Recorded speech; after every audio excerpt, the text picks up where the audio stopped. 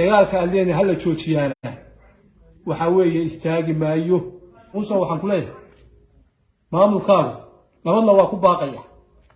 madaafiicna dadkii ula dhacay bal adigu labadaas waa fiji maanta aan cadaynaya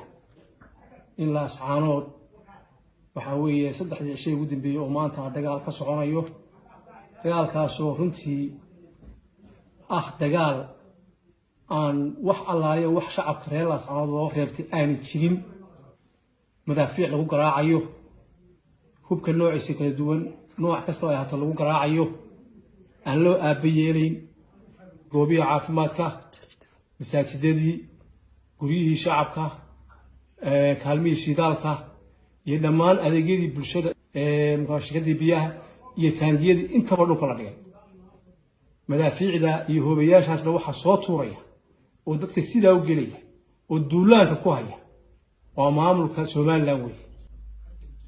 waxaan adduunka u cadeynaynaa shacabka adduunka jooga u sheegaynaa ummadda Soomaaliyeed u sheegaynaa in meesha xasuuq ka socdo in aan dadka shacabka reer ascaanood ee duulaanka cad lagu hayo aanu hore uga hadalnay aweey ninku hadduu taliyo oo taladiisa la qaadan waayo in waxa weeye marka xeeriye fadhaal isku qoyaan la yiraahdo garaajawa oo maxaa tala ama quraan uga hadalay waxaanu ciidamada Soomaaliland ka bixin oo guryahooda ka noqday waana laga diiday maanta halkaas maraysa salaadiinta soo hadlay ee media ka hadlay ee nin iyo nin aanu garanay waa mahadsan hadaa doonaysa in hadal ka dhaco waa in ciidamada Soomaaliland ay oo ku noqdaan hadii ayna oo ku noqon waxaad ogaataan dagaalka lagu soo qaaday ee dadka lagu xasuuqay ee nooc walba hub kale ka dagaalamayaan waxa weeye ayna doonayaan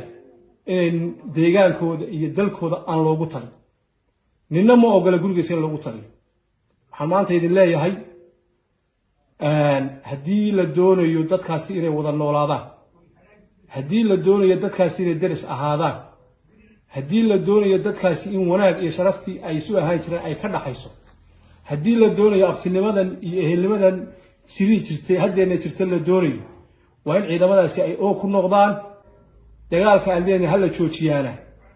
waxa weeye istaagi maayo golaha deegaanka ee maayarka ugu horeeyo waxaan leeyahay aad iyo aad baan kaaga mahad celinaynaa dhammaan golaha deegaanka dadkan waa dadkii doortay haddii aad ka damqateen aad iyo aad baan idinka mahad celinayaa dhammaan shacabweynaha gobolada Sool iyo Sanaag iyo Cayn waxaan leeyahay sida aad isugu duuban tihiin ee aad midka u tihiin ee gudaha ilaa dibadda aad isu raacsan tihiin waxa weeye midnimadiina si adkaysaan dadkana waxaan mar labaad iyo mar saddexaad iyo mar afraad u sheegayaa in dadka deegaanka degan ee gobolada Sool iyo Sanaag iyo Cayn ama dhulbahante ama fuqshini ama gabooye inay midaysan yihiin maanta taladoodu waa urursan tahay waa midaysan tahay meel bay taallaa meeshay taallaana waxa weeye dadka dariska ee nabad kula noolaadaan